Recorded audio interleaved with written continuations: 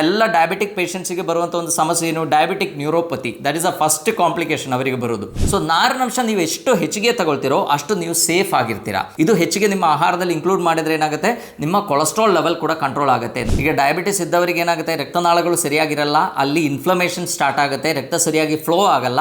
So mainly ಅವರಿಗೆ ಬೇಕಾಗಿರೋದು ಒಂದು, ನಮಗೆಲ್ಲ ಗೊತ್ತು, ವಿಟಮಿನ್ B12. ಎಲ್ಲರಿಗೂ ನಮಸ್ಕಾರ, ನಾನು ಡಾಕ್ಟರ್ ಜಿತೇಶ್, ನಿಸರ್ಗ ಹಾಸ್ಪಿಟಲ್ ಸಿರ್ಸಿ. ಸಕ್ಕರೆ ಕಾಯಿಲೆ ಇದ್ದವರು ಯಾವ ಥರ ಆಹಾರ ಕ್ರಮವನ್ನು ಫಾಲೋ ಮಾಡಬೇಕು ಅಂತ ಈಗಲೂ ಕೂಡ ತುಂಬ ಕನ್ಫ್ಯೂಷನ್ ಇದೆ.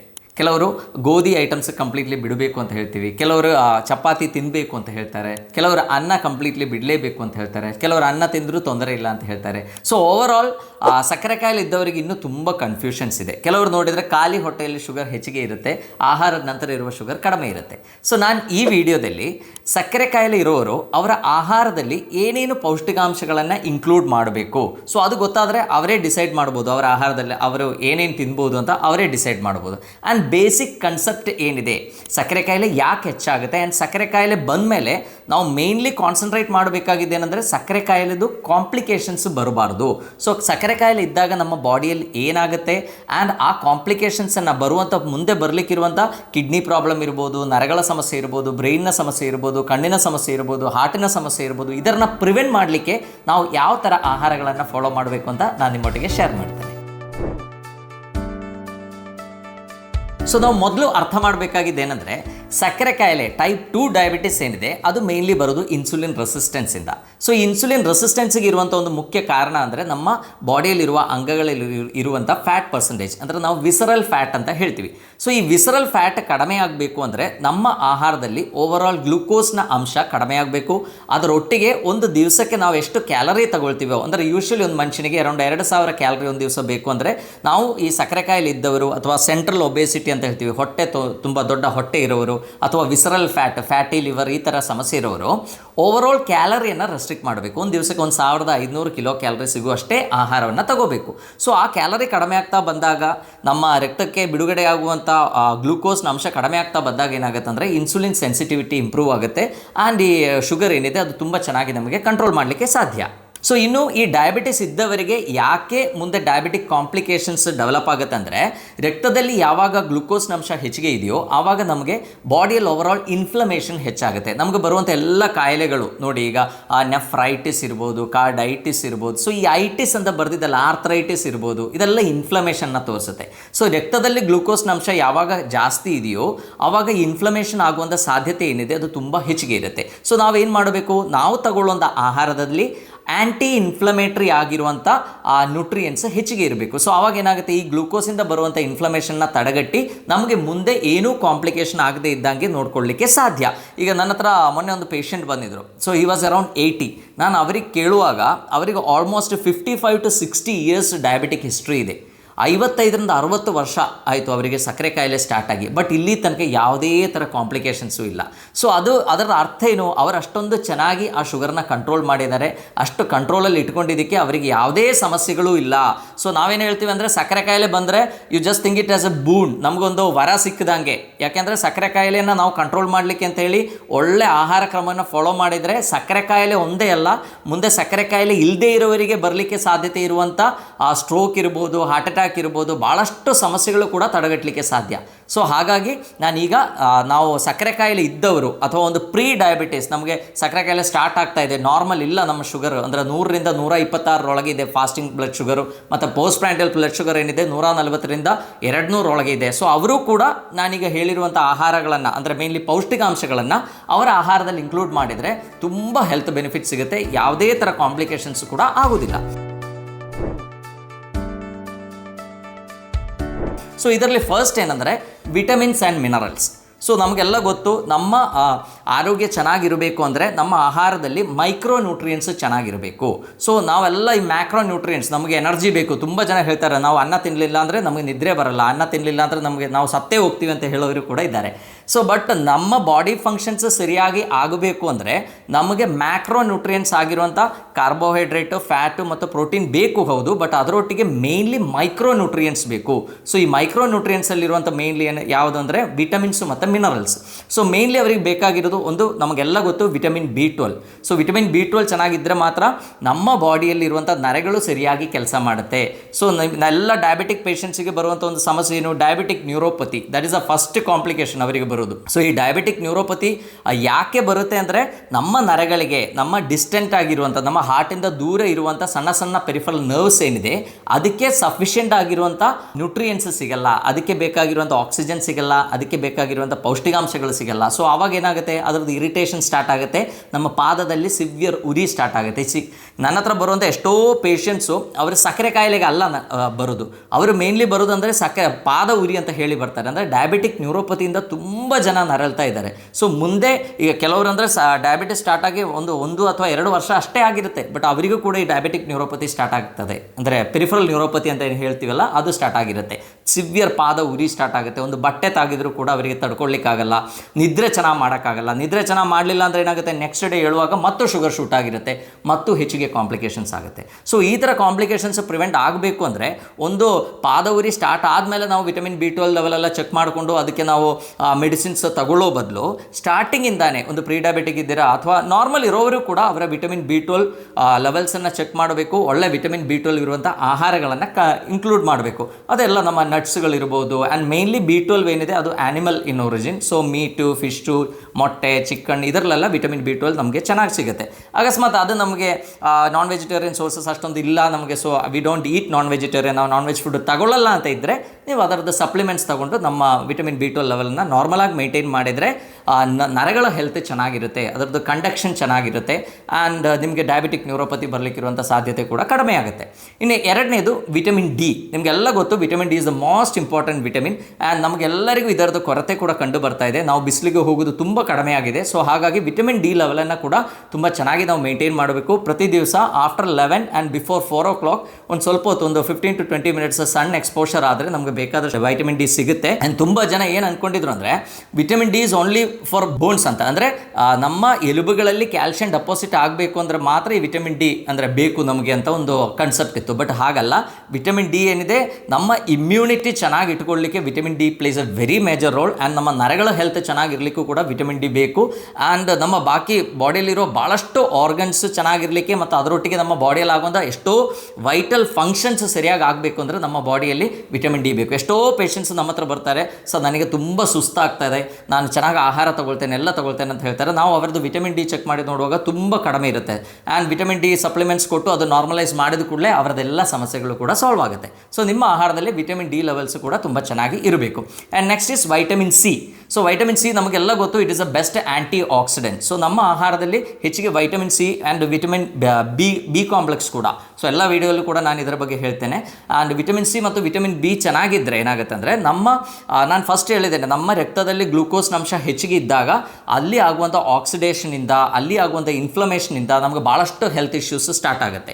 ಸೊ ನಮ್ಮ ಆಹಾರದಲ್ಲಿ ಯಾವಾಗ ಒಳ್ಳೆ ಆ್ಯಂಟಿ ಆಕ್ಸಿಡೆಂಟ್ಸ್ ಇರುತ್ತೋ, ವೈಟಮಿನ್ C ಇರ್ಬೋದು, ಗ್ಲೂಟಮಿನ್ ಇರ್ಬೋದು, ಗ್ಲೂಟಾಥಯೋನ್ ಇರ್ಬೋದು, ಅಥವಾ ಈ ವಿಟಮಿನ್ B ಕಾಂಪ್ಲೆಕ್ಸ್ಗಳು ಇರ್ಬೋದು, ಇದೆಲ್ಲ ಚೆನ್ನಾಗಿ ಇನ್ಕ್ಲೂಡ್ ಮಾಡಿದರೆ ಏನಾಗುತ್ತೆ ಅಂದರೆ ನಮ್ಮ ಬಾಡಿಯಲ್ಲಿರುವಂಥ ಓವರಾಲ್ ಇನ್ಫ್ಲಮೇಷನ್ ಕಡಿಮೆ ಆಗುತ್ತೆ. ನಮ್ಮ ನರಗಳಿಗೆ ಮತ್ತು ನಮ್ಮ ದೇಹದಲ್ಲಿರುವ ಡಿಫ್ರೆಂಟ್ ಸೆಲ್ಸ್, ಕೋಶಗಳಲ್ಲಿ ಆಗುವಂಥ ಆಕ್ಸಿಡೇಷನ್ ಆಗುವಂಥ ಸ್ಟ್ರೆಸ್ ಏನಿದೆ, ಆಕ್ಸಿಡೇಟಿವ್ ಸ್ಟ್ರೆಸ್ ಅಂತ ನಾವೇನು ಹೇಳ್ತೀವಿ, ಅದು ಕಂಟ್ರೋಲ್ ಆಗುತ್ತೆ. ಅಲ್ಲಿ ಆಗುವಂಥ ಇಂಜುರಿ ಕಡಿಮೆ ಆಗುತ್ತೆ. ಸೊ ನಾವು ಹೆಲ್ತಿಯಾಗಿರಲಿಕ್ಕೆ ಸಾಧ್ಯ. ಡಯಾಬಿಟಿಸ್ ಇದ್ದರೂ ಕೂಡ ನಮಗೆ ಯಾವುದೇ ಥರದ್ದು ಕಾಂಪ್ಲಿಕೇಶನ್ಸು ಬರಲ್ಲ. ಸೊ ಇನ್ನು ನಮಗೆ ಬೇಕಾಗಿರೋ ಮೇನ್ ಕೆಲವು ಮಿನರಲ್ಸ್ ಇದೆ, ಅಂದರೆ ವಿಟಮಿನ್ಸ್ ಒಟ್ಟಿಗೆ ಮಿನರಲ್ಸ್ ಕೂಡ ನಮಗೆ ಬೇಕು. ಅದರಲ್ಲಿ ಮೇನ್ಲಿ ನಮ್ಗೆ ಗೊತ್ತು ಅಯರ್ನ್ ಈಸ್ ವೆರಿ ಇಂಪಾರ್ಟೆಂಟ್. ಯಾಕೆಂದರೆ ನಮಗೆ ಬರುವಂಥ ಈ ಲೈಕ್ ಪಾದ ಉರಿ ಇರ್ಬೋದು ಎಲ್ಲ ನೋಡಿ, ನಮ್ಮ ಹಾರ್ಟಿಂದ ದೂರ ಇರೋಲ್ಲೇ ನಮಗೆ ಸಿಂಪ್ಟಮ್ಸ್ ಬೇಗ ಸ್ಟಾರ್ಟ್ ಆಗುತ್ತೆ.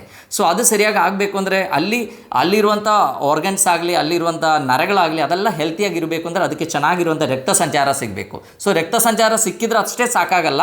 ಸೊ ರಕ್ತ ಹೋದಾಗ ಅದಕ್ಕೆ ಬೇಕಾಗಿರುವಂಥ ನ್ಯೂಟ್ರಿಯೆಂಟ್ಸು ಮತ್ತು ಆಕ್ಸಿಜನ್ ಎಲ್ಲ ತೊಗೊಂಡೋಗ್ಲಿಕ್ಕೆ ಆಗಬೇಕು. ಸೊ ಅಯರ್ನ್ ಕಡಿಮೆ ಇದ್ದಾಗ ಏನಾಗುತ್ತೆ, ನಮಗೆ ರಕ್ತಹೀನತೆ, ಹಿಮೋಗ್ಲೋಬಿನ್ ಕಡಿಮೆ ಆಗುತ್ತೆ. ಹಿಮೋಗ್ಲೋಬಿನ್ ಕಡಿಮೆ ಆದರೆ ನಮಗೆ ಬೇಕಾದಷ್ಟು ನ್ಯೂಟ್ರಿಯೆಂಟ್ಸು ಮತ್ತು ಆಕ್ಸಿಜನ್ ಏನಿದೆ ಅದು ಸರಿಯಾಗಿ ನಮಗೆ ಬೇಕಾದಲ್ಲಿ ಹೋಗಿ ಮುಟ್ಟೋದಿಲ್ಲ. ಸೊ ಹಾಗಾಗಿ ಅಯರ್ನ್ ಲೆವೆಲನ್ನು ಯಾವಾಗಲೂ ನಾವು ಕರೆಕ್ಟಾಗಿ ಮೇಂಟೈನ್ ಮಾಡಬೇಕು. ಆ್ಯಂಡ್ ಅದರೊಟ್ಟಿಗೆ ನಾವು ಮೆಗ್ನೀಷಿಯಮ್ ಸಫಿಷಿಯೆಂಟ್ ಆಗಿರುವಂಥ ಆಹಾರಗಳು ತಗೋಬೇಕು. ನಮ್ಮ ಬಾಡಿ ಫಂಕ್ಷನ್ಸು ತುಂಬ ಚೆನ್ನಾಗಿ ಆಗಬೇಕು ಅಂದರೆ ಮೆಗ್ನೀಷಿಯಮ್ ಬೇಕು. ಅದು ನಮ್ಮ ವೈಟಮಿನ್ D ಅಬ್ಸಾರ್ಪ್ಷನ್ ಇರ್ಬೋದು, ಅಥವಾ ಅಯರ್ನ್ ಅಬ್ಸಾರ್ಪ್ಷನ್ ಇರ್ಬೋದು, ಅಥವಾ ಭಾಳಷ್ಟು ಲೈಕ್ ಕ್ಯಾಲ್ಸಿಯಂ ಅಬ್ಸಾರ್ಪ್ಷನ್, ಇದಕ್ಕೆಲ್ಲ magnesium place A very major role. And ಅದರ ಒಟ್ಟಿಗೆ magnesium is a coming mineral. ಅಂದರೆ ನಮ್ಮ ನರಗಳಿಗೆ ಆಗುವಂಥ ಇರಿಟೇಷನ್ ಇರ್ಬೋದು, ಮಸಿಲ್ ಸ್ಪ್ಯಾಸಮ್ ಇರ್ಬೋದು, ತುಂಬ ಜನ ಡಯಾಬಿಟಿಕ್ ಪೇಷಂಟ್ಸ್ ಹೇಳ್ತಾರೆ ರಾತ್ರಿ ಮಲಗಿದಾಗ ಕಾಲುಗಳಲ್ಲಿ ತುಂಬ ಒಂಥರ ನೋವು ಬರುತ್ತೆ ಸರ್, ಒಂಥರ ಡಲ್ ಪೇಯ್ನ್ ಬರುತ್ತೆ ಅಂತ ಹೇಳ್ತಾರೆ. ಸೊ ಈ ಥರ ಸಮಸ್ಯೆಗಳೆಲ್ಲ ದೂರ ಇರಬೇಕು ಅಂದರೆ ಮೆಗ್ನೀಷಿಯಮ್ ಹೆಚ್ಚಿಗಿರುವಂಥ ಆಹಾರಗಳನ್ನು ನಾವು ತಗೋಬೇಕು. ಆ್ಯಂಡ್ ಕ್ಯಾಲ್ಶಿಯಂ ರಿಚ್ ಫುಡ್ಡು ಕೂಡ ತಗೊಳ್ಳೋದು ತುಂಬ ಒಳ್ಳೆಯದು. ಸೊ ಇದೆಲ್ಲ ಕ್ಯಾಲ್ಶಿಯಂ ಇರ್ಬೋದು, ಮೆಗ್ನೀಷಿಯಮ್ ಇರ್ಬೋದು, ಜಿಂಕ್ ಇರ್ಬೋದು, ಐರನ್ ಇರ್ಬೋದು. ಸೊ ಈ ಥರ ಎಲ್ಲ ಎಲಿಮೆಂಟ್ಸ್ ಅಂದರೆ ಮಿನರಲ್ಸ್ ಏನಿದೆ ಅದು ಜಾಸ್ತಿ ಇರುವಂಥ ಆಹಾರಗಳು ನಾವು ತೊಗೊಂಡ್ರೆ ಭಾಳಷ್ಟು ಕಾಂಪ್ಲಿಕೇಶನ್ಸನ್ನು ನಮಗೆ ಪ್ರಿವೆಂಟ್ ಮಾಡಲಿಕ್ಕೆ ಸಾಧ್ಯ. ಸೊ ಇದು ಎಲ್ಲಿ ಹೆಚ್ಚಿಗೆ ಸಿಗುತ್ತೆ ಅಂದರೆ ರೆಗ್ಯುಲರ್ ಆಗಿ ನಿಮ್ಮ ಫುಡ್ಡಲ್ಲಿ ತರಕಾರಿಗಳನ್ನು ಇನ್ಕ್ಲೂಡ್ ಮಾಡಬೇಕು. ಭಾಳಷ್ಟು ಸೊಪ್ಪಿನ ಪಲ್ಯಗಳು, ನಾನು ಎಲ್ಲ ವೀಡಿಯೋದಲ್ಲೂ ಹೇಳ್ತೇನೆ, ಒಂದು ಗ್ರೀನ್ ಜ್ಯೂಸನ್ನು ಪ್ರಿಪೇರ್ ಮಾಡಿ ಕುಡಿಯೋದು ಎಲ್ಲರೂ ಕೂಡ ಆ ಒಂದು ಹ್ಯಾಬಿಟನ್ನು ನಾವು ಡೆವಲಪ್ ಮಾಡಬೇಕು.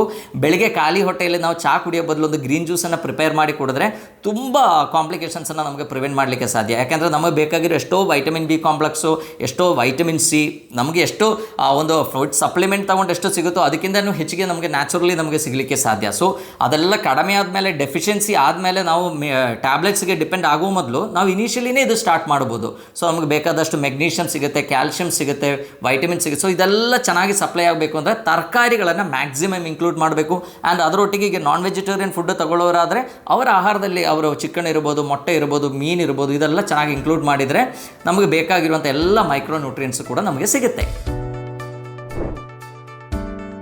ನೆಕ್ಸ್ಟ್ ನಮ್ಮ ಆಹಾರದಲ್ಲಿ ನೈಟ್ರಿಕ್ ಆಕ್ಸೈಡ್ ಚೆನ್ನಾಗಿರಬೇಕು. ಅಂದರೆ ನಮ್ಮ ಬಾಡಿಯಲ್ಲಿ ನೈಟ್ರಿಕ್ ಆಕ್ಸೈಡ್ ಪ್ರೊಡಕ್ಷನ್ ಹೆಚ್ಚಾಗುವಂಥ ಆಹಾರಗಳನ್ನು ನಾವು ತಗೋಬೇಕು. ಸೊ ಇದರ ಫಂಕ್ಷನ್ ಏನಂದರೆ ನಮ್ಮ ಬ್ಲಡ್ ವೆಸಲ್ಸ್ ಹೆಲ್ತ್ ಏನಿದೆ ಅದು ಮೇಂಟೈನ್ ಮಾಡಲಿಕ್ಕೆ this nitric oxide place A very major roll. ಅಂದರೆ ನಮಗೆ ಗೊತ್ತು, ನಮಗೆ ಬರುವಂಥ ಎಲ್ಲ ಇನ್ಫ್ಲಮೇಷನ್ಗೂ ಮೇನ್ ಕಾರಣ ಏನು ಅಂದರೆ ರಕ್ತನಾಳಗಳಲ್ಲಿ ಬರುವಂಥ ಸಮಸ್ಯೆ. ಈಗ ಡಯಾಬಿಟಿಸ್ ಇದ್ದವರಿಗೆ ಏನಾಗುತ್ತೆ, ರಕ್ತನಾಳಗಳು ಸರಿಯಾಗಿರಲ್ಲ, ಅಲ್ಲಿ ಇನ್ಫ್ಲಮೇಷನ್ ಸ್ಟಾರ್ಟ್ ಆಗುತ್ತೆ, ರಕ್ತ ಸರಿಯಾಗಿ ಫ್ಲೋ ಆಗಲ್ಲ. ಸೊ ಆವಾಗ ನೀವೇ ಅಬ್ಸರ್ವ್ ಮಾಡಿ, ಡಯಾಬಿಟಿಕ್ ಪೇಷಂಟ್ಸ್ದು ಸುಮಾರು ವರ್ಷ ಆದಮೇಲೆ ಅವ್ರ ಕಾಲುಗಳು ಅಬ್ಸರ್ವ್ ಮಾಡಿದರೆ ಹೆಂಗಿರುತ್ತೆ, ಕಾಲು ಕೆಳಗಡೆ ಕಪ್ಪು ಕಲರ್ ಆಗಿರುತ್ತೆ. ಸೊ ಅದರ ಅರ್ಥ ಏನು, ಅಲ್ಲಿ ರಕ್ತ ಸಂಚಾರ ಸರಿಯಾಗಿ ಆಗ್ತಾ ಇಲ್ಲ. ಯಾಕೆ ಡಯಾಬಿಟಿಕ್ ನೆಫ್ರೋಪತಿ ಡೆವಲಪ್ ಆಗುತ್ತೆ? ನಮ್ಮ ಕಿಡ್ನೀಸ್ಗೆ ಸಪ್ಲೈ ಮಾಡುವಂಥ ಬ್ಲಡ್ ವೆಸಲ್ಸ್ ಏನಿದೆ ಅದರಲ್ಲಿ ಸರಿಯಾಗಿ ರಕ್ತ ಸಂಚಾರ ಆಗದೆ ನಮ್ಮ ಬೇಸಿಕ್ ಯೂನಿಟ್ ಆಫ್ ಕಿಡ್ನಿ ಏನಿದೆ, ನೆಫ್ರಾನ್ಸ್ ಏನಿದೆ ಅದು ಸಾಯ್ತದೆ. ಸೊ ಹಾಗಾಗಿ ನಮಗೆ ಡಯಾಬಿಟಿಕ್ ನೆಫ್ರೋಪತಿ ಡೆವಲಪ್ ಆಗುತ್ತೆ. ಅದೇ ಥರ ಯಾಕೆ ಹಾರ್ಟಿನ ಸಮಸ್ಯೆಗಳು ಡೆವಲಪ್ ಆಗುತ್ತೆ, ಅಲ್ಲಿ ಕೂಡ ರಕ್ತ ಸಂಚಾರ ಸರಿಯಾಗಿ ಆಗದೆ, ಕೊರೋನರಿ ವೆಸಲ್ಸಲ್ಲಿ ಸರಿಯಾಗಿ ರಕ್ತ ಸಂಚಾರ ಆಗದೆ ಕಾರ್ಡಿಯಾಕ್ ಪ್ರಾಬ್ಲಮ್ಸ್ ಡೆವಲಪ್ ಆಗುತ್ತೆ. ಸೊ ನರಗಳಿಗೆ ಯಾಕೆ ಡಯಾಬಿಟಿಕ್ ನ್ಯೂರೋಪತಿ ಡೆವಲಪ್ ಆಗುತ್ತೆ, ನರಗಳಿಗೆ ಬೇಕಾಗಿರುವಂಥ ರಕ್ತ ಸಂಚಾರ ಕಡಿಮೆ ಆಗೋದ್ರಿಂದ ಡಯಾಬಿಟಿಕ್ ನ್ಯೂರೋಪತಿ ಡೆವಲಪ್ ಆಗುತ್ತೆ. ಸೊ ನಮ್ಮ ಬ್ಲಡ್ ವೆಸಲ್ಸ್ ಏನಿದೆ, ರಕ್ತನಾಳಗಳೇನಿದೆ ಅದರ ಹೆಲ್ತ್ ಚೆನ್ನಾಗಿ ಮೇಂಟೈನ್ ಆಗಿ, ಅದರದ್ದು ಎಲಾಸ್ಟಿಸಿಟಿ ಸರಿಯಾಗಿ ಮೇಂಟೈನ್ ಆಗಿ, ಅದು ಸರಿಯಾಗಿ ಡೈಲೇಟ್ ಆಗಿ ಬೇಕಾದಷ್ಟು ರಕ್ತ ಸಂಚಾರ ಎಲ್ಲ ಕಡೆ ಇದ್ದರೆ ನಮಗೆ ಡಯಾಬಿಟಿಕ್ ಕಾಂಪ್ಲಿಕೇಶನ್ಸ್ ಬರಲ್ಲ. ಸೊ ಹಾಗಾಗಿ ನಮ್ಮ ಆಹಾರದಲ್ಲಿ ನಮ್ಮ ಬಾಡಿಗೆ ನೈಟ್ರಿಕ್ ಆಕ್ಸೈಡ್ ಚೆನ್ನಾಗಿ ಸಿಗುವಂಥ ಆಹಾರಗಳನ್ನು ನಾವು ಇನ್ಕ್ಲೂಡ್ ಮಾಡಬೇಕು. ಸೊ ನೀವು ರೆಗ್ಯುಲರ್ಲಿ ಇದು ಬೆಳ್ಳುಳ್ಳಿ ತಗೋಬೋದು, ಈರುಳ್ಳಿ ತಗೋಬೋದು, ಇದು ನಮ್ಮ ಬೀಟ್ರೂಟ್ ಒಳ್ಳೆಯದು, ಬಟ್ ಅದರಲ್ಲಿ ಹೈ ಕ್ಯಾಲರಿ ಕೂಡ ಇದೆ. ಸೊ ಇದೆಲ್ಲ ತಗೊಳ್ಳುವಾಗ ನೀವೇನು ಮಾಡಬೇಕು, ಪ್ರಪೋರ್ಷನೇಟ್ ಆಗಿ ನಿಮ್ಮ ಓವರಾಲ್ ಫುಡ್ ಇಂಟೇಕ್ ಏನಿದೆ ಅದನ್ನು ನಾವು ಕಂಟ್ರೋಲ್ ಮಾಡಬೇಕು. ಸೊ ಈ ನೈಟ್ರಿಕ್ ಆಕ್ಸೈಡ್ ಚೆನ್ನಾಗಿ ಸಪ್ಲೈ ಆದರೆ ನಮಗೆ ನ್ಯೂರೋಪತಿ ಆಗಲಿ, ನೆಫ್ರೋಪತಿ ಆಗಲಿ, ಈ ಥರ ಸಮಸ್ಯೆಗಳು ಬರೋದನ್ನು ನಾವು ಚೆನ್ನಾಗಿ ಕಂಟ್ರೋಲ್ ಮಾಡ್ಬೋದು. ಇನ್ನು ನೆಕ್ಸ್ಟ್ ನ್ಯೂಟ್ರಿಯೆಂಟ್ ಅಂದರೆ ನಿಮಗೆಲ್ಲ ಗೊತ್ತು, ಫೈಬರ್, ನಾರಿನಂಶ. ಸೊ ನಾರಿನಂಶ ನೀವು ಎಷ್ಟು ಹೆಚ್ಚಿಗೆ ತಗೊಳ್ತೀರೋ ಅಷ್ಟು ನೀವು ಸೇಫ್ ಆಗಿರ್ತೀರಾ. ಒಂದು, ನಮ್ಮ ಬಾಡಿಯಲ್ಲಿ ಕೊಲೆಸ್ಟ್ರಾಲ್ ಕಡಿಮೆ ಆಗಬೇಕು ಅಂದರೆ ನಾರಿನಂಶ ಹೆಚ್ಚಿಗೆ ಇರುವಂಥ ಆಹಾರಗಳು ತಗೋಬೇಕು. ಸೊಲ್ಯುಬಲ್ ಫೈಬರ್ ಮತ್ತು ಇನ್ಸೊಲ್ಯುಬಲ್ ಫೈಬರ್ ಅಂತ ಇದೆ, ಇದು ಹೆಚ್ಚಿಗೆ ನಿಮ್ಮ ಆಹಾರದಲ್ಲಿ ಇನ್ಕ್ಲೂಡ್ ಮಾಡಿದರೆ ಏನಾಗುತ್ತೆ, ನಿಮ್ಮ ಕೊಲೆಸ್ಟ್ರಾಲ್ ಲೆವೆಲ್ ಕೂಡ ಕಂಟ್ರೋಲ್ ಆಗುತ್ತೆ. ನಮ್ಮ ಪಿತ್ತರಸ ಪ್ರೊಡಕ್ಷನ್, ಪಿತ್ತರಸ ರೀಅಬ್ಸಾರ್ಪ್ಷನ್ ಏನಿದೆ ಅದು ಸಾಧ್ಯ ಆಗಲ್ಲ ಬಾಡಿಗೆ. ಸೊ ಪಿತ್ತರಸ ಎಕ್ಸ್ಕ್ರೀಟ್ ಆದಾಗ ಹೊಸ ಪಿತ್ತರಸ ಪ್ರೊಡ್ಯೂಸ್ ಮಾಡಲಿಕ್ಕೆ ನಮ್ಮ ಕೊಲೆಸ್ಟ್ರಾಲ್ ಲೆವೆಲ್ ಏನಿದೆ ಆ ಕೊಲೆಸ್ಟ್ರಾಲ್ ಯೂಸ್ ಆಗುತ್ತೆ. ಸೊ ಹಾಗಾಗಿ ಕೊಲೆಸ್ಟ್ರಾಲ್ ಲೆವೆಲ್ ಕಂಟ್ರೋಲ್ ಮಾಡಲಿಕ್ಕೆ ಸಾಧ್ಯ. ಮತ್ತೊಂದೇನೆಂದರೆ, ನಾವು ತಗೊಳ್ಳೋದ ಆಹಾರದಲ್ಲಿ ಹೆಚ್ಚಿಗೆ ನಾರಿನಂಶ ಇದ್ದರೆ ನಮಗೆ ಓವರ್ ಈಟಿಂಗ್ ಸಾಧ್ಯ ಅಲ್ಲ. ಒಂದು ತುಂಬ ಸೊಪ್ಪಿನ ಪಲ್ಯ ಇಟ್ಕೊಂಡು ನೀವು ಅನ್ನ ತಿನ್ಲಿಕ್ಕೆ ನೋಡಿ, ಫಸ್ಟ್ ಒಂದು ಅರ್ಧ ಸೊಪ್ಪಿನ ಪಲ್ಯ ಖಾಲಿ ಮಾಡಿ ಮತ್ತು ಅನ್ನ ತಿನ್ನಬೇಕು ಅಂತ ನೆನೆಸಲ್ಲ. ಕಡಿಮೆ ಕ್ವಾಂಟಿಟಿ ಅನ್ನ ಇದ್ರೂ ಕೂಡ ನಮ್ಮ ಹೊಟ್ಟೆ ತುಂಬುತ್ತದೆ. ಸೊ ಹಾಗಾಗಿ ಸೆಟೇಟಿ ಇಂಡ್ಯೂಸ್ ಮಾಡಲಿಕ್ಕೆ ಕೂಡ ಫೈಬರ್ ತುಂಬ ಒಳ್ಳೆಯದು. ಆ್ಯಂಡ್ ನಮಗೆಲ್ಲ ಗೊತ್ತು, fibre is a best prebiotic. So ನಾವು ತಗೊಳ್ಳೋದು ಆಹಾರದಲ್ಲಿ ಪ್ರೀಬಯೋಟಿಕ್ಸ್ ಹೆಚ್ಚಿಗೆ ಇದ್ದರೆ ನಮ್ಮ ಹೊಟ್ಟೆಯಲ್ಲಿ ಒಳ್ಳೆ ಬ್ಯಾಕ್ಟೀರಿಯಾಗಳು ಬೆಳೆಯಲಿಕ್ಕೆ ಬೇಕಾಗಿರುವಂಥ ವಾತಾವರಣ ಕ್ರಿಯೇಟ್ ಆಗುತ್ತೆ. ಸೊ ಹಾಗಾಗಿ ಅದು ಪ್ರೀಬಯೋಟಿಕ್ ಆಗಿ ಕೆಲಸ ಮಾಡುತ್ತೆ. ಇನ್ನು ಫೋರ್ತ್ ಏನಂದರೆ, ನಮ್ಮ ಮಲಬದ್ಧತೆ ಅವಾಯ್ಡ್ ಮಾಡಬೇಕು ಅಂದರೆ ನಮ್ಮ ಆಹಾರದಲ್ಲಿ ಚೆನ್ನಾಗಿ ನಾರಿನಂಶ ಇರಬೇಕು. ಸೊ ನಮ್ಮ ಬಾಡಿ ಡಿಟಾಕ್ಸ್ ಆಗಲಿಕ್ಕೆ ಕೂಡ ಇದು ತುಂಬ ಹೆಲ್ಪ್ ಆಗುತ್ತೆ. ಮಲಬದ್ಧತೆ ಇರೋರ ಬಾಡಿಯಲ್ಲಿ ಹೆಚ್ಚಿಗೆ ಇನ್ಫ್ಲಮೇಷನ್ ಆಗುತ್ತೆ, ನಮಗೆ ಕಾಯಿಲೆ ಬರುವಂಥ ಸಾಧ್ಯತೆಗಳು ಕೂಡ ತುಂಬ ಹೆಚ್ಚಿಗೆ ಆಗುತ್ತೆ. ಆ್ಯಂಡ್ ನೀವು ತಗೊಳ್ಳೋಂಥ ಯಾವುದೇ ಧಾನ್ಯಗಳಿರಲಿ, ಯಾವುದೇ ಐಟಮ್ಸ್ ಇರಲಿ, ಅದರೊಟ್ಟಿಗೆ ನಾರು ಮಿಕ್ಸ್ ಆದಾಗ ಡೈಜೆಷನ್ ಸ್ಲೋ ಆಗುತ್ತೆ. ಪೋಸ್ಟ್ ಪ್ರ್ಯಾಂಟಿಯಲ್ ಶುಗರ್ ಏನಿದೆ, ಆಹಾರ ನಂತರ ಚೆಕ್ ಮಾಡುವಂಥ ಶುಗರ್ ಲೆವೆಲ್ ಏನಿದೆ ಅದು ಕಂಟ್ರೋಲಲ್ಲಿ ಇಟ್ಕೋಬೇಕು ಅಂದರೆ ನಾವು ತಗೊಳ್ಳೋಂಥ ಆಹಾರದಲ್ಲಿ ನಾರಿನಂಶ ಹೆಚ್ಚಿಗೆ ಇರಬೇಕು. ನೀವೇ ಒಂದು ಸ್ವಲ್ಪ ವೈಟ್ ರೈಸ್ ತಿಂದು ನೋಡಿ, ಒಂದು ಸ್ವಲ್ಪ ಬಾಯ್ಲ್ಡ್ ರೈಸ್ ತಿಂದು ನೋಡಿ, ಎರಡೂ ತಿಂದ ಮೇಲೆ ನೀವು ಬ್ಲಡ್ ಶುಗರ್ ಚೆಕ್ ಮಾಡಿ ನೋಡಿದ್ರೆ ನಿಮ್ಗೆ ಗೊತ್ತಾಗುತ್ತೆ, ಬಾಯ್ಲ್ಡ್ ರೈಸ್ ಮತ್ತು ಅನ್ಪಾಲಿಶ್ಡ್ ರೈಸ್ ತಿಂದಾಗ ಎಷ್ಟು ಶುಗರ್ ಶೂಟ್ ಆಗುತ್ತೋ ಅದಕ್ಕಿಂತ ಹೆಚ್ಚಿಗೆ ವೈಟ್ ರೈಸಲ್ಲಿ ಶೂಟ್ ಆಗುತ್ತೆ. ಆ್ಯಂಡ್ ವೈಟ್ ರೈಸ್ ನಮಗೆ ಹೆಚ್ಚಿಗೆ ಕ್ವಾಂಟಿಟಿ ತಿನ್ನಲಿಕ್ಕೆ ಕೂಡ ಸಾಧ್ಯ, ಬಾಯ್ಲ್ಡ್ ರೈಸ್ ಅಷ್ಟೊಂದು ತಿನ್ನಲಿಕ್ಕೆ ಆಗಲ್ಲ. ಯಾಕೆಂದರೆ ಅದು ಬೇಗ ಸಟೈಟಿ ಕ್ರಿಯೇಟ್ ಆಗುತ್ತೆ, ನಮಗೆ ಸಾಕು ಅಂತ ಅನಿಸುತ್ತೆ. ಸೊ ನಿಮ್ಮ ಆಹಾರದಲ್ಲಿ ನಾರಿನಂಶ ಇರುವಂಥ ಆಹಾರಗಳನ್ನು ನೀವು ಹೆಚ್ಚಿಗೆ ಇನ್ಕ್ಲೂಡ್ ಮಾಡಬೇಕು. ಇನ್ನು ನೆಕ್ಸ್ಟ್ ಅಂದರೆ ಫ್ಯಾಟ್ ಮತ್ತು ಪ್ರೋಟೀನ್. ಸೊ ಎಲ್ಲರೂ ಅಂದ್ಕೊಂಡಿರೋದೇನೆಂದರೆ ಕೊಬ್ಬಿರುವ ಆಹಾರ ತುಂಬ ಕೆಟ್ಟದು, ಕೊಬ್ಬಿರುವ ಆಹಾರ ತೊಗೊಂಡ್ರೆ ಬೊಜ್ಜು ಬೆಳೆಯುತ್ತೆ. ಅದು ತಪ್ಪು. ಆ್ಯಕ್ಚುಲಿ ಬೊಜ್ಜನ್ನು ಇಳಿಸ್ಲಿಕ್ಕೆ, ಬೊಜ್ಜನ್ನು ಕಡಿಮೆ ಮಾಡಲಿಕ್ಕೆ ನಾವು ತಿನ್ನಬೇಕಾಗಿರುವ ಆಹಾರ ಯಾವುದು ಅಂತ ಕೇಳಿದರೆ ಒಳ್ಳೆ ಫ್ಯಾಟಿ ಫುಡ್. ಯಾಕೆಂದರೆ ನಮ್ಗೆ ಅದು ಹೆಚ್ಚಿಗೆ ತಿನ್ನೋಕ್ಕಾಗಲ್ಲ. ಸೊ ನಮಗೆಲ್ಲ ಬೊಜ್ಜು ಬರೋದು ಆಹಾರ ಅಂದರೆ ನಾವು ಇನ್ಸುಲಿನ್ ಪ್ರೊಡಕ್ಷನ್ ಹೆಚ್ಚಿಗೆ ಆಗುವಂಥ ಆಹಾರ ತಗೊಂಡಿದ್ದಕ್ಕೆ ನಮಗೆ ಬೊಜ್ಜು ಬರೋದು. ಅದು ಬಿಟ್ಟು ನಮ್ಮ ಫ್ಯಾಟಿ ಫುಡ್ ತಿನ್ನೋದಕ್ಕಲ್ಲ ನಮಗೆ ಯಾರಿಗೂ ಬೊಜ್ಜು ಬರೋದು. ಸೊ ನಾವು ತಗೊಳ್ಳೋಂಥ ಆಹಾರದಲ್ಲಿ ಹೆಚ್ಚಿಗೆ ಗ್ಲೂಕೋಸ್ ಅಂಶ ಇದ್ದಾಗ ಏನಾಗುತ್ತೆ, ನಮ್ಮ ಸ್ಟೋರೇಜ್ ಹಾರ್ಮೋನ್, ನಮ್ಮ ದೇಹದಲ್ಲಿರುವಂಥ ಸ್ಟೋರೇಜ್ ಹಾರ್ಮೋನ್ ಇನ್ಸುಲಿನ್ ಅದು ಆ್ಯಕ್ಟಿವೇಟ್ ಆಗುತ್ತೆ. ಸೊ ನಾವು ಏನು ಮಾಡಬೇಕು, ನಾವು ತಗೊಳ್ಳುವಂಥ ಆಹಾರದಲ್ಲಿ ಇನ್ಸುಲಿನನ್ನು ಆ್ಯಕ್ಟಿವೇಟ್ ಮಾಡುವಂಥ ಕಂಟೆಂಟ್ ಇರಬಾರ್ದು. ಸೊ ಅದು ಫ್ಯಾಟಿ ಫುಡ್. ಸೊ ಫ್ಯಾಟ್ ಇರುವಂಥ ಆಹಾರ ಹೆಚ್ಚಿಗೆ ತಗೊಂಡಾಗ ಏನಾಗುತ್ತೆ, ಇನ್ಸುಲಿನಿಗೆ ಕೆಲಸ ಇರಲ್ಲ. ಬಟ್ ನಮ್ಮ ಬಾಡಿಗೆ ಗ್ಲೂಕೋಸ್ ಬೇಕೇ ಬೇಕು. ಸೊ ಈ ಗ್ಲೂಕೋಸ್ ಎಲ್ಲಿಂದ ಪ್ರೊಡ್ಯೂಸ್ ಆಗುತ್ತೆ, ನಮ್ಮ ಬಾಡಿಯಲ್ಲಿ ಇರುವಂಥ ಸ್ಟೋರ್ಡ್ ಫ್ಯಾಟಿಂದ ಈ ಗ್ಲೂಕೋಸ್ ಪ್ರೊಡ್ಯೂಸ್ ಆಗುತ್ತೆ. ಸೊ ಅದಕ್ಕೆ ಮತ್ತೊಂದು ಎನ್ಸೈಮ್ ಆ್ಯಕ್ಟಿವೇಟ್ ಆಗುತ್ತೆ, ಮತ್ತೊಂದು ಗ್ಲೂಕೋಗೋನ್ ಅಂತ ಒಂದು ಹಾರ್ಮೋನ್ ಇದೆ, ಅದು ಆ್ಯಕ್ಟಿವೇಟ್ ಆಗುತ್ತೆ. ಸೊ ಹಾಗಾಗಿ ನಮ್ಮ ಬಾಡಿ ವೆಯ್ಟನ್ನು ಇಳಿಸಲಿಕ್ಕೆ ಒಳ್ಳೆ ಫ್ಯಾಟಿ ಫುಡ್ ತಗೊಳ್ಳೋದು ತುಂಬ ಒಳ್ಳೆಯದು. ಆ್ಯಂಡ್ ನಮ್ಮ ಬಾಡಿ ಮಾಡಿರೋದೇ ಫ್ಯಾಟಿಂದ, ನಮ್ಮ ಬ್ರೈನ್ ಮಾಡಿರೋದು ಫ್ಯಾಟಿಂದ, ನಮ್ಮ ನರಗಳಿಗೆ ಬೇಕಾಗಿರೋ ಫ್ಯಾಟ್ ಬೇಕು, ನಮ್ಮ ಬಾಡಿಯಲ್ಲಿ ಬೇಕಾಗಿರೋದು ಎಲ್ಲ ಹಾರ್ಮೋನ್ ಪ್ರೊಡಕ್ಷನಿಗೆ ಫ್ಯಾಟ್ ಬೇಕು. ಸೊ ಬಾಡಿ ಫ್ಯಾಟ್ ಇಲ್ಲ ಅಂದರೆ ನಮ್ಮ we can't live actually. So but ಏನು ಮಾಡಬೇಕು, ನಾವು ತಗೊಳ್ಳೋಂಥ ಆಹಾರದಲ್ಲಿ ಒಳ್ಳೆ ಫ್ಯಾಟ್ ಇದೆ ಅಂತ ನಾವು ಕನ್ಫರ್ಮ್ ಮಾಡ್ಕೋಬೇಕು. ಸೊ ಒಳ್ಳೆ ಫ್ಯಾಟ್ ಅಂದರೆ even omega 3 fatty acid one of the best ಅಂತ ನಾವು ಹೇಳ್ತೀವಿ. ಯಾಕೆಂದರೆ ನಮ್ಮ ಬಾಡಿಯಲ್ಲಿ ಇರುವಂಥ ಇನ್ಫ್ಲಮೇಷನ್ನ ತಡೆಗಟ್ಟುವಂಥ ಕೆಪಾಸಿಟಿ ಒಮೆಗಾ 3 ಫ್ಯಾಟಿ ಆಸಿಡ್ಗಿದೆ. ಯಾಕೆಂದರೆ ಅದು ಡೈಜೆಸ್ಟ್ ಆದಾಗ EP ಅಂತ ಫಾರ್ಮ್ ಆಗುತ್ತೆ, ಎಕೋಸಾ ಪೆಂಟನಾಯಿಕ್ ಆಸಿಡ್ ಅಂತ. ಸೊ ಅದು ನಮ್ಮ ಇನ್ಫ್ಲಮೇಷನ್ನ ಕಡಿಮೆ ಮಾಡುತ್ತೆ. ಇನ್ನೊಂದು DHA, ನೀವು ಕೇಳಿರ್ಬೋದು, ನಮ್ಮ ಬ್ರೈನ್ ಮಾಡಿರೋದೇ DHA ಅಂತ, ಡೆಕೋಸಾ ಹೆಕ್ಸನಾಯಿಕ್ ಆಸಿಡ್ ಅಂತ. ಸೊ ಇದು ಎರಡು ಒಮೆಗಾ 3 ಫ್ಯಾಟಿ ಆಸಿಡಲ್ಲಿ ತುಂಬ ಚೆನ್ನಾಗಿ ಸಿಗುತ್ತೆ. ಸೊ ಒಮೆಗಾ 3 ನಿಮಗೆ ಚೆನ್ನಾಗಿ ಸಿಗಬೇಕು ಅಂದರೆ ಒಳ್ಳೆ ಮೀನುಗಳು ತಗೊಳ್ಳೋದು ತುಂಬ ಒಳ್ಳೆಯದು. ಒಳ್ಳೆ ಫ್ಯಾಟಿ ಫಿಶಸ್ ಏನಿದೆ, ಅದು ತಾರ್ಲೆ ಇರ್ಬೋದು, ಬಂಗಡೆ ಇರ್ಬೋದು, ಇದರಲ್ಲಿ ತುಂಬ ಚೆನ್ನಾಗಿದೆ. ಸ್ಯಾಲ್ಮನ್, ಇದರಲ್ಲೆಲ್ಲ ತುಂಬ ಚೆನ್ನಾಗಿ ಒಮೆಗಾ 3 ಫ್ಯಾಟಿ ಆಸಿಡ್ ಇದೆ. ವೆಜಿಟೇರಿಯನ್ ಸೋರ್ಸಸ್ ಆದರೆ ಫ್ಲಾಕ್ಸ್ ಸೀಡು, ಅಗಸೆ ಬೀಜ ಏನಿದೆ, ಇದರಲ್ಲೆಲ್ಲ ತುಂಬ ಚೆನ್ನಾಗಿ ಒಮೆಗಾ 3 ಫ್ಯಾಟಿ ಆಸಿಡ್ ಇದೆ. ಸ್ವಲ್ಪ ಒಮೆಗಾ 3 ಫಾರ್ಟಿಫೈಡ್ ಆಗಿರುವಂಥ ಫುಡ್ಗಳು ಸಿಗುತ್ತೆ, ಅದು ಮಿಲ್ಕ್ ಇರ್ಬೋದು ಅಥವಾ ನಟ್ಸ್ ಇರ್ಬೋದು, ಇದರಲ್ಲೆಲ್ಲ ಒಮೆಗಾ 3 ಫ್ಯಾಟಿ ಆಸಿಡ್ ತುಂಬ ಚೆನ್ನಾಗಿ ಸಿಗುತ್ತೆ. ಆ್ಯಂಡ್ ಒಮೆಗಾ 3 ಫ್ಯಾಟಿ ಆಸಿಡ್ ತಗೊಳ್ಳೋದ್ರಿಂದ ಇನ್ಫ್ಲಮೇಷನ್ ಕಡಿಮೆ ಆಗುತ್ತೆ, ನರಗಳಿಗೆ ಆಗುವಂಥ ಇರಿಟೇಷನ್ ಕೂಡ ಕಡಿಮೆ ಆಗುತ್ತೆ. ಆ್ಯಂಡ್ ಅದರೊಟ್ಟಿಗೆ ಒಳ್ಳೆ ಫ್ಯಾಟ್, ಲೈಕ್ ನಾನು ಹೇಳಿದಾಗ ತುಪ್ಪ ಇರ್ಬೋದು, ನಟ್ಸ್ ಇರ್ಬೋದು, ಆ್ಯಂಡ್ ಎನಿ ಗುಡ್ ಫ್ಯಾಟ್ ಏನಿದೆ ಅದು ಅಂದರೆ ಒಲಿವ್ ಆಯಿಲ್ ಇರ್ಬೋದು, ಇದೆಲ್ಲ ತುಂಬ ಒಳ್ಳೆಯದು. ಇದು ತಗೊಂಡಾಗ ನಮ್ಮ ನರಗಳ ಹೆಲ್ತ್ ಇಂಪ್ರೂವ್ ಆಗುತ್ತೆ, ನಮ್ಮ ಓವರಾಲ್ ಹೆಲ್ತ್ ಇಂಪ್ರೂವ್ ಆಗುತ್ತೆ, ವೆಯ್ಟ್ ರಿಡಕ್ಷನಿಗೆ ಇದು ತುಂಬ ಹೆಲ್ಪ್ ಆಗುತ್ತೆ. ನೀವೆಲ್ಲ ತಿಂದ್ಕೊಂಡು ಅದರ ಮೇಲೆ ತುಪ್ಪ ಮತ್ತು ಇದು ತಿಂದರೆ ವೆಯ್ಟ್ ರಿಡಕ್ಷನ್ ಆಗಲ್ಲ. ನಾವು ಕಾರ್ಬೋಹೈಡ್ರೇಟ್ ಕನ್ಸಂಪ್ಷನ್ ಏನಿದೆ ಅದನ್ನು ಕಂಟ್ರೋಲ್ ಮಾಡಿ ಅದರೊಟ್ಟಿಗೆ ಈ ಒಳ್ಳೆ ಫ್ಯಾಟನ್ನು ನಾವು ಕನ್ಸ್ಯೂಮ್ ಮಾಡಿದರೆ, ಒಂದು ರಿಸರ್ಚಲ್ಲಿ ಏನು ಕಂಡುಹಿಡಿದಿದ್ದಾರೆ ಅಂದರೆ, ಡಯಾಬಿಟಿಸ್ ಇದ್ದವರು ಯಾವಾಗ ಫ್ಯಾಟಿ ಫುಡ್ ತಗೊಳ್ತಾರೋ ಆವಾಗ ಲೀಸ್ಟ್ ಇನ್ಸುಲಿನ್ ಪ್ರೊಡಕ್ಷನ್ ಆಗುತ್ತೆ. ಇನ್ಸುಲಿನ್ ಪ್ರೊಡಕ್ಷನ್ ತುಂಬ ಕಡಿಮೆ, ಅಂದರೆ ಬಾಡಿಗೆ ಅಷ್ಟೇ ಇನ್ಸುಲಿನ್ ಸಾಕು ಫ್ಯಾಟ್ ತಿಂದಾಗ.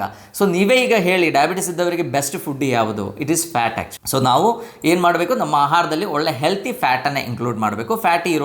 ಒಳ್ಳೆ ಫ್ಯಾಟ್ ಇರುವಂಥ ಆಹಾರಗಳನ್ನ ಹೆಚ್ಚಿಗೆ ಸೇವಿಸಬೇಕು. ಅದರೊಟ್ಟಿಗೆ ಪ್ರೋಟೀನ್, ನಮಗೆಲ್ಲ ಗೊತ್ತು, ನಮ್ಮ ಮಸಿಲ್ಸ್ ಎಲ್ಲ ಚೆನ್ನಾಗಿ ಡೆವಲಪ್ ಆಗಬೇಕು ಅಂದರೆ ನಮ್ಮ ಬಾಡಿಗೆ ಪ್ರೋಟೀನ್ ಬೇಕು, ಮೇನ್ಲಿ ಅಮಿನೋ ಆಸಿಡ್ಸ್ ಬೇಕು.